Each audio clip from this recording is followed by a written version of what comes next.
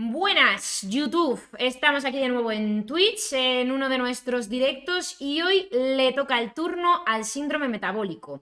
Hay un vídeo de TikTok que se ha hecho bastante viral, que me han hecho millones de preguntas, un montón de gente que se siente identificada con este síndrome sin saber lo que es. Realmente se sienten muy identificados con los síntomas.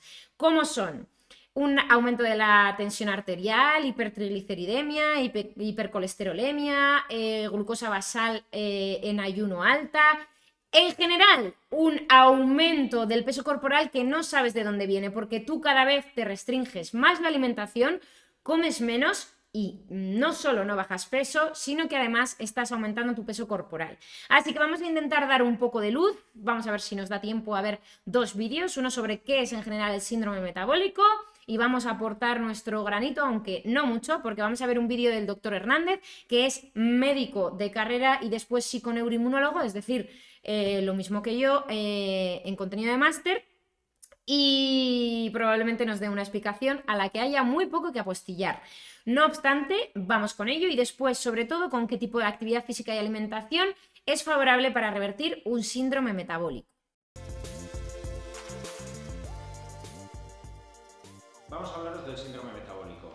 El síndrome metabólico, sin lugar a dudas, es la epidemia actual que tenemos, no solo en España, o en Europa, o en Estados Unidos. Es la epidemia de la sociedad avanzada. Se trata de la claudicación o el fallo metabólico que empieza a ocurrir en muchísimas personas a partir de los 30-35 años como consecuencia de un estilo de vida caótico en cuanto a la nutrición, en cuanto a la falta de deporte, en cuanto a la falta de descanso, exceso de estrés, y que conlleva una serie de síntomas y de diagnósticos que podemos elaborar los médicos y los terapeutas en analíticas.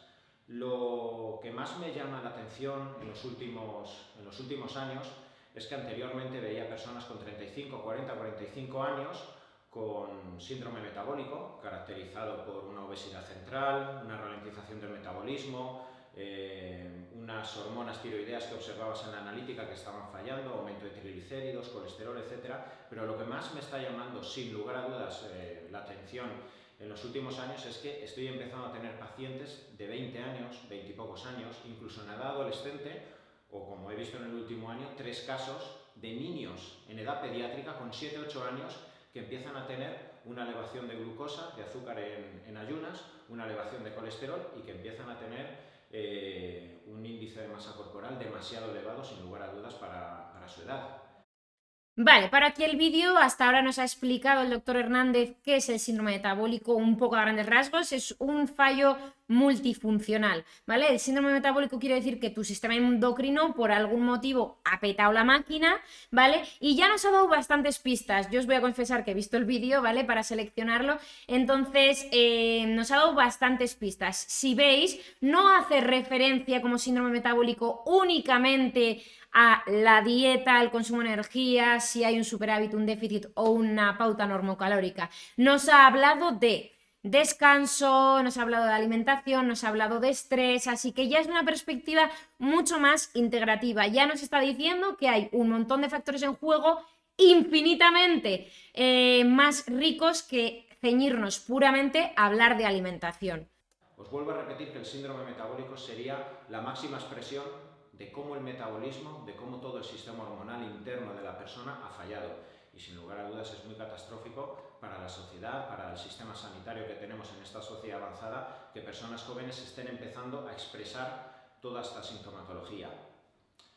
Si hablamos a efectos de explicación de qué es el síndrome metabólico, podríamos definirlo como una expresión en el organismo de un fallo metabólico que viene determinado por aumento de glucosa en ayunas. La glucosa es el azúcar que nosotros podemos medir en una analítica en ayunas, aumento de colesterol, aumento de triglicéridos, aumento de presión sanguínea arterial. Esa persona empieza a tener un poco más ya de los 12,8 recomendados, 12 de presión sistólica y 8 de diastólica, ¿vale? La persona empieza a tener además una mayor predisposición en cuanto a trombos y a ictus y a accidentes cerebrovasculares, cardiovasculares, y la persona sintomatológicamente tú la ves y tiene un aspecto con aumento de peso y sobre todo con obesidad central. Esas serían las características principales del síndrome metabólico, que también se puede denominar síndrome por resistencia a la insulina, síndrome X o síndrome Riven. Acaba de contar todo lo que os he dicho, un poco la sintomatología asociada y los valores de analítica que nos pueden hacer sospechar que alguien tiene un síndrome metabólico, ¿vale? Todo deviene de una resistencia a la insulina y la resistencia a la insulina viene de la frecuencia alta de comidas y del exceso de consumo de carbohidratos en un entorno sedentario. Ahora nos va a decir el origen. ¿Cuáles serían las causas, o a nivel médico, cuáles son las causas que se ha observado que pueden llegar a hacer que una persona sana, en principio con el paso de los años, acabe con todos estos síntomas que pueden llegar a producirle infartos, pueden llegar a producirle alteraciones cardiovasculares, que pueden llegar a producirle acúmulos y depósitos de grasa en las vísceras internas como el hígado? Esta es una de las causas que puede llegar a dar lugar al hígado graso, a hipertensión. Incluso el síndrome metabólico está muy asociado a la prevalencia, a la mayor incidencia de tumores, tanto benignos como malignos. ¿Cuáles serían las causas? Pues aquí entra a jugar un papel muy importante la epigenética. Seguro que muchos de los que me conocéis me habéis escuchado charlas hablando de la epigenética. La epigenética es todos aquellos comportamientos que podemos tener con nuestra nutrición, nuestros suplementos, nuestros comportamientos en la vida diaria, la gestión de nuestras emociones, el dormir, el descansar, todo lo que podemos hacer para que nuestros genes se expresen de una o de otra forma. Muchas veces pensamos o hablamos de es que tengo tal genética, es que he nacido con estos genes y entonces estoy ya por desgracia determinado a tener tal enfermedad, o tengo buena genética y pues mira, quemo más grasa que mi vecino, o tengo mayor facilidad para generar músculo y tener un aspecto más juvenil. Pues quiero que os quede clara una cosa, solo el 2% actualmente de todas las enfermedades diagnosticadas son genéticas, es decir, vienen determinadas por los genes que se están expresando ya desde niños. El resto de nuestras manifestaciones, el subir de peso, el bajar de peso, la definición, el coger masa muscular, el subir el colesterol, la presión sanguínea, la glucosa, incluso muchísimos tipos de cáncer, hasta un 40%, están determinados de forma epigenética por nuestra actitud y por nuestros comportamientos. Y la resistencia a la insulina, el síndrome metabólico, que finalmente pueden dar lugar a una diabetes tipo 2 por esa elevación de glucosa tan alta, es una enfermedad epigenética. Depende principalmente de lo que nosotros hacemos y no de los genes con los que hemos nacido. ¿Y cuándo se empieza a expresar o a... Se está haciendo hincapié en que los detonantes son epigenéticos. ¿Qué coño quiere decir esto en castellano? Nosotros, condicionado incluso previo a la concepción, es decir, incluso antes de nacer, la expresión de nuestros genes ya está condicionada porque nuestro ADN se está gestando dentro del vientre de mamá. Entonces, todo lo que hagan mamá y papá durante el embarazo, incluso podríamos decir que antes, pero sería meternos en camisas de 11 varas y demasiado atrás, vamos a quedarnos con que cuando nuestro padre y nuestra madre, cuando el espermatozoide fecunda al óvulo y se empieza a formar el feto, ya se está generando el código genético, el ADN, y se están expresando los genes, ¿vale? Esto tiene un impacto del 2% sobre la patología, es decir, que hay un 2% de patologías que aluden a un fallo genético, solo el 2%. Así que cuando alguien te dice, es que yo por genética tengo el metabolismo lento, es que yo por genética tengo tendencia a acumular líquidos.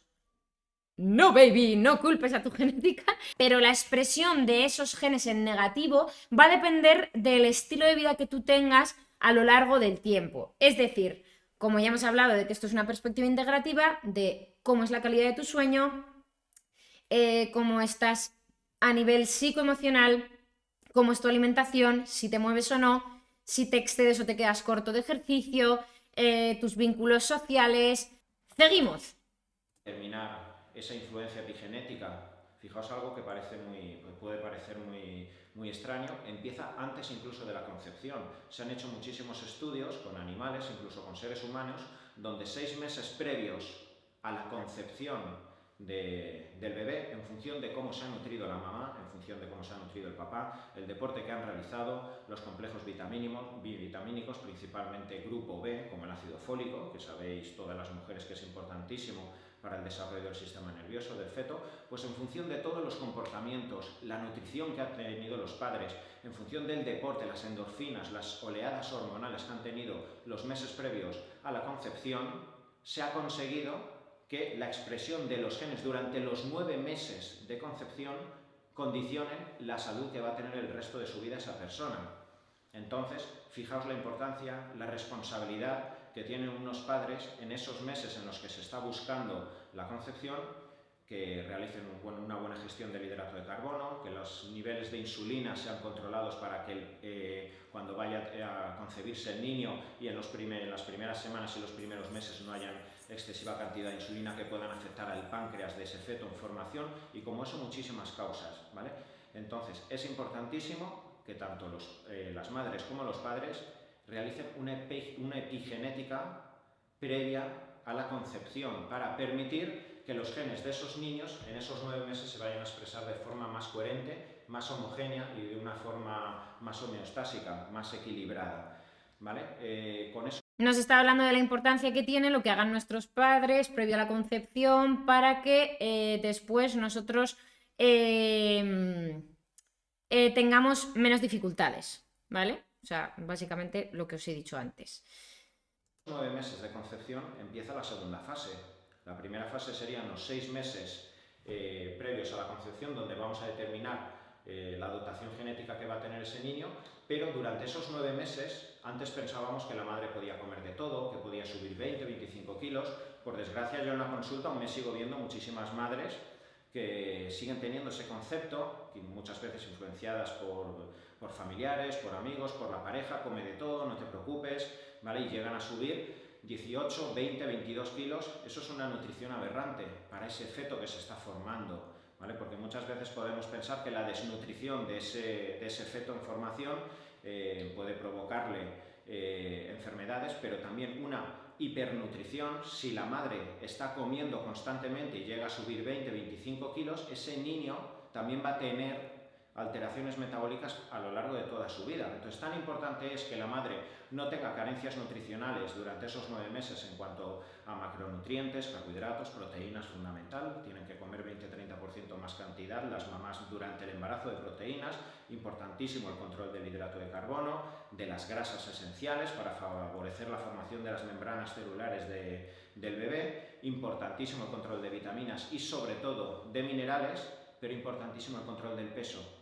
Una madre en gestación no debería subir más de 10 kilos aproximadamente. Esos 15, 18, 20, 25 kilos que veíamos antaño no tienen ningún sentido, porque está más que demostrado que una mujer que tiene un aumento de peso más allá de los 14, 15 kilos tiene mayor riesgo de una diabetes gestacional, que es un estado donde el páncreas ya no puede soportar tanta carga de hidrato de carbono, tiene que liberar muchísima insulina y tiene mayor riesgo de diabetes tanto la madre como el niño de por vida, como riesgo de eclampsia o de aborto inducido por esa excesiva cantidad de azúcar.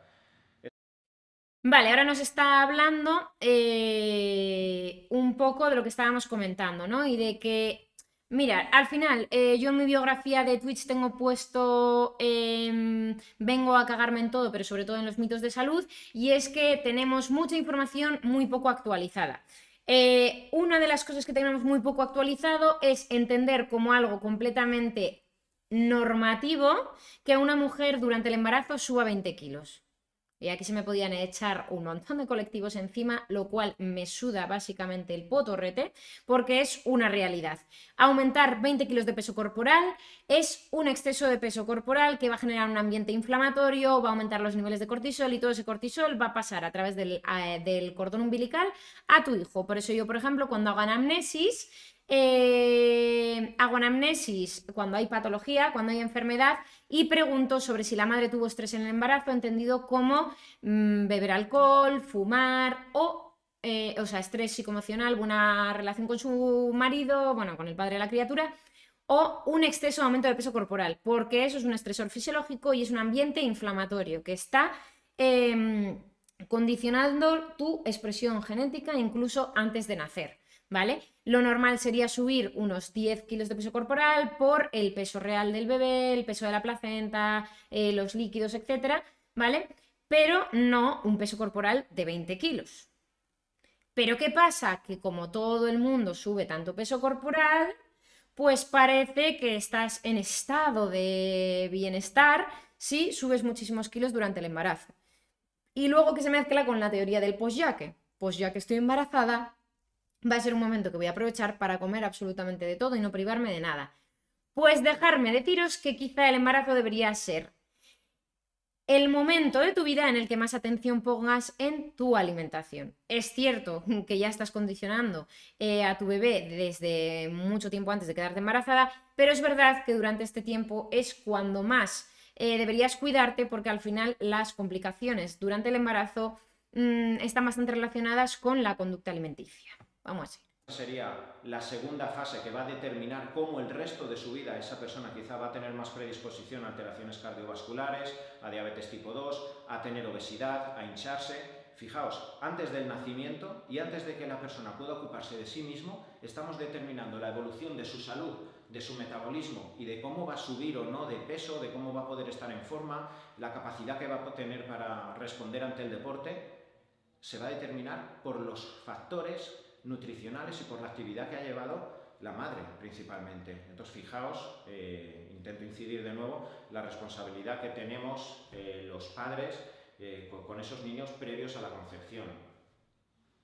¿Qué ocurriría los primeros años de vida? Pues de nuevo que ese sistema nervioso, ese sistema inmunitario, ese sistema metabólico, el sistema hormonal está en pleno desarrollo. En función de cómo alimentemos a los niños, en función de las cantidades de carbohidratos, la grasa industrial que les demos, en función de la proteína, los minerales, las vitaminas, ese niño va a desarrollarse de una u de otra forma.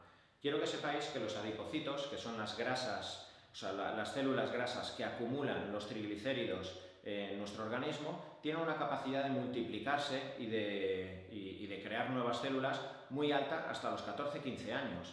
Entonces, aquel niño que come de todo, que no hace deporte y que se cría muy regordito, muy gracioso, todo lo que queramos, ¿vale? Pero con exceso de peso y con una barriga importante hasta los 14-15 años, va a tener mayor cantidad de células adiposas para el resto de su vida, ¿vale? Y la predisposición a engordar para el resto de su vida y acumular mayor grasa, sobre todo central, va a ser mayor que otros niños que han crecido con poca cantidad de células.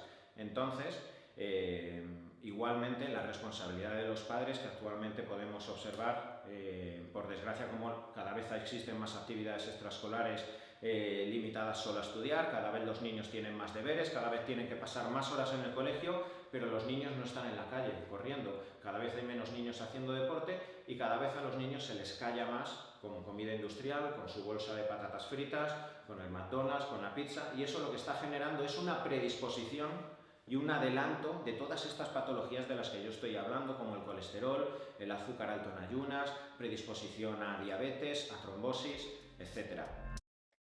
Efectivamente, nos está hablando, para terminar, de cómo la alimentación que llevemos hasta los 15 años está condicionando lo que va a pasar dentro de nuestra edad adulta. Si a ti hasta los 15 años te han alimentado a base de procesados, te han premiado con la comida en relación al consumo de azúcares, por ejemplo, o alimentos muy palatables, altos en grasa, lo que va a suceder son dos cosas. Uno, que va a haber una predisposición a que hipertrofies tus adipocitos, es decir, tus células grasas, a que las hagas más grandes y que se puedan replicar, dividir y tengas más número de células grasas, con lo cual esas células grasas, como son mayor número, tienen más capacidad acumulativa y cuando seas adulto vas a tener más predisposición a sufrir obesidad y tener un metabolismo ahorrativo y acumular grasa, que si tus padres tuviesen provisto de una nutrición más adecuada, más saludable. Vamos a ver cómo tratar el síndrome metabólico. Os hemos explicado qué es el síndrome metabólico, por qué se produce, gestante durante esos 9 meses, la importancia de la nutrición a lo largo de la edad pediátrica y la adolescencia y la importancia de la nutrición durante toda la vida de la persona. Ahora vamos a hablar de cómo realmente lo podemos llevar a buen término cuando una persona tiene alteraciones cardiovasculares, tiene alteraciones en la presión sanguínea, tiene colesterol elevado, triglicéridos, tiene mayor riesgo de cualquier tipo de patología cardiovascular, y en analíticas además lo estamos observando. El gran problema actualmente dentro de la medicina, y es lo que yo estudié en la carrera, es que el abordaje terapéutico se hace yendo a cada síntoma. Si un paciente me viene con me viene con el azúcar alto, pues bueno, principalmente se le da un antidiabético y ya intentamos tapar ese síntoma. Si aparece otro paciente con el colesterol alto, se le da una estatina o cualquier tipo de fármaco dirigido hacia bajar el colesterol y punto. Si aparece con los triglicéridos, con la presión sanguínea, con retención de líquido, tenemos fármacos para cada una de las expresiones del síndrome metabólico. ¿Qué ocurre? Este paciente acaba plurimedicado, acaba saliendo de la consulta con 20 recetas, cada receta dirigida a un fármaco, dirigida a un síntoma específico del síndrome metabólico, pero por desgracia actualmente no se está abordando la verdadera causa, ni estamos intentando llevar al paciente a la consecución de los objetivos por sí mismo, que sería remodelando sus hábitos alimenticios, sabiendo cómo tiene que comer a lo largo del día, el tipo de deporte que tiene que hacer, algún suplemento o fármaco incluso, si lo tiene que tomar, pero estamos yendo simplemente a la punta del iceberg y no estamos abordando la causa, que es lo que el paciente puede hacer por sí mismo. Recordemos que esta es una enfermedad epigenética, depende de lo que nosotros estamos haciendo para que se expresen determinados genes. Lo que está diciendo ahora el doctor Hernández, que me congratula que sea un médico el que diga esto, es que en la medicina alopática o tradicional hay un abordaje que es sintomatológico, es reactivo, tienes este síntoma, pues lo que vamos a hacer es abordar ese síntoma. ¿Tienes hipercolesterolemia? Toma una somatostatina, te ponen un fármaco que palía solo ese síntoma. Lo que no se tiene en cuenta es de dónde viene toda la sintomatología asociada, qué repercusión o efecto secundario puede tener ese fármaco y cómo puedes disregular otras partes de tu organismo y que eso haga que tengas después, que estés polimedicado porque tienes diferente sintomatología o cosas de ese tipo, y que él propone un abordaje más integrativo, es decir, ver qué está pasando, cómo está respondiendo la fisiología, cuál es el origen de los síntomas y hacer un abordaje desde la estructura y no del síntoma. Y sobre todo, que si hiciésemos un trabajo preventivo de mejorar estilo de vida, mejorar alimentación, etcétera, etcétera, etcétera, pues probablemente no terminaríamos tomando farmacología, que en algunos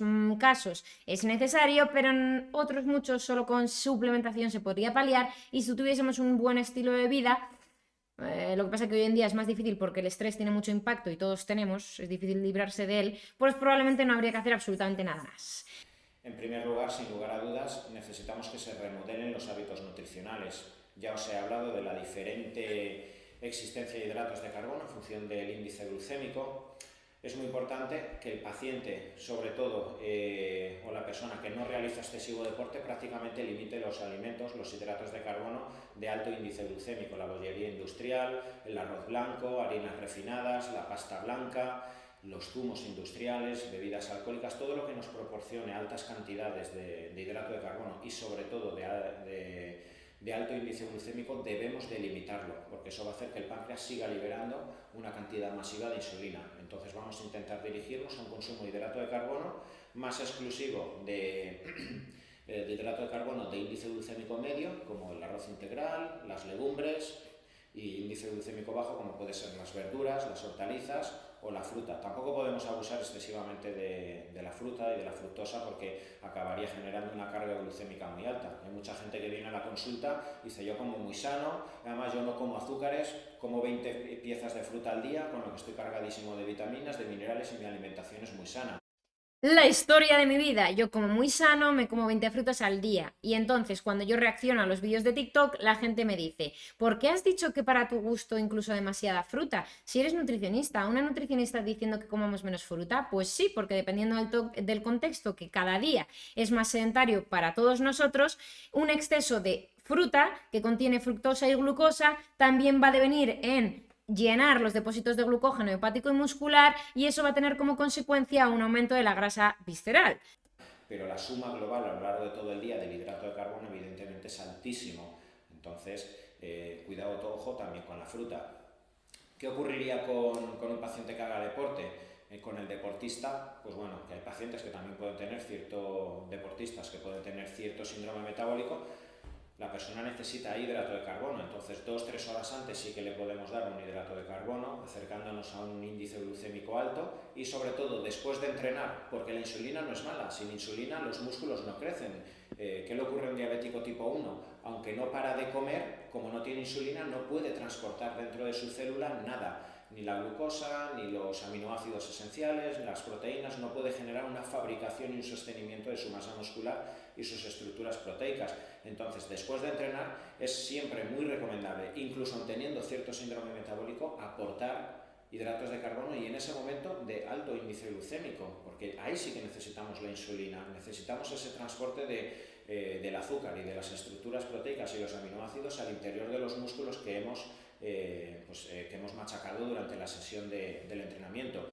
De hecho, por eso se suele recomendar que el batido post-entreno no lleve solo proteína aislada, por ejemplo, sino que sea una proteína concentrada, va a haber más asimilación porque hay una solicitación de insulina y esa insulina va a hacer de transportadora y va a meter al espacio intracelular todos esos aminoácidos para que se dé la síntesis proteica, ¿vale? Por eso yo suelo decir que con el batido post-entreno toméis, por ejemplo, proteína ISO, porque la concentrada es verdad que es un poco menos limpia, ¿vale? Una proteína ISO y le metáis un plátano, por ejemplo, y la creatina. De esa forma vais a favorecer un entorno mucho más anabólico, mayor síntesis proteica, por esa precisamente carga de insulina. Es verdad que los últimos estudios, y yo que sigo bastante a Marcos Vázquez, dicen que no hay tanta diferencia en relación a la síntesis proteica acompañándola de carbohidratos como haciéndolo de forma aislada, pero bueno, no está de más y además nuestro cuerpo genera más absorción de nutrientes cuando consumimos comidas como completas. Es por eso que yo siempre recomiendo más una proteína en polvo que aminoácidos ramificados y glutamina, porque nuestro cuerpo entiende mucho más la información cuando es un sistema cerrado y completo que cuando está como subdividido, ¿vale? Pero, por desgracia, el 80% de la sociedad tiene un trabajo de 8-10 horas, se levanta por la mañana, no está comiendo a lo largo del día y llega al final del día y se suele hinchar. Sin hacer un gasto calórico, evidentemente esa carga glucémica que se va a meter 2 veces al día y una de ellas antes de dormir, evidentemente va a hacer que el páncreas esté liberando una excesiva cantidad de insulina que no es sostenible en el organismo ni se puede gestionar. Importante para todos estos pacientes el aporte correcto de proteínas, sobre todo proteínas con alta cantidad de aminoácidos esenciales, algo que siempre recomiendo para todos y muchos de los que habéis escuchado mis vídeos pues ya estaréis al corriente. Me gusta mucho ciclar proteínas. No intentéis que todas las proteínas vengan del pollo, de la merluza, del pescado blanco y que siempre comáis siempre las mismas fuentes. Intentad comer a lo largo de toda la semana diferentes fuentes proteicas y sobre todo también algún día fuentes vegetales proteicas, como puede ser la mezcla de un cereal como la quinoa, el trigo sarraceno, el mijo, el arroz integral con una legumbre como las alubias, la soja en el caso de las mujeres, los garbanzos. De esa forma aportamos grandísima cantidad de minerales, de fibra. Le voy a interrumpir porque me sorprende muy bien que el doctor Hernández recomiende la soja, sobre todo en el caso de las mujeres, porque precisamente se involucra en en el nivel de estrógeno femenino, ¿vale? O sea, la soja no es lo más recomendable para las mujeres. Así que me sorprende un poco. Luego también, dentro de mi perspectiva de la alimentación, yo no aconsejo el consumo de cereales ni de legumbres, no demonizándolas, pero sí minimizando su consumo por una cuestión de permeabilidad intestinal. Es decir, porque afectan a nuestro aparato digestivo, hacen que los soldaditos que están en la luz intestinal diciendo tú pasas, tú no pasas, no tengan tanta capacidad de decisión, con lo cual hay moléculas demasiado grandes o incluso patógenos que entran a nuestro aparato digestivo y como dentro del aparato digestivo, en la placa de Pellet está el sistema inmune, generan una activación excesiva del sistema inmune. Bastante se activa nuestro sistema inmune ya por estrés psicosocial y económico como para que a través de la alimentación le estresemos más, ¿vale? Entonces es por eso que yo intento minimizar el consumo de cereales y legumbres.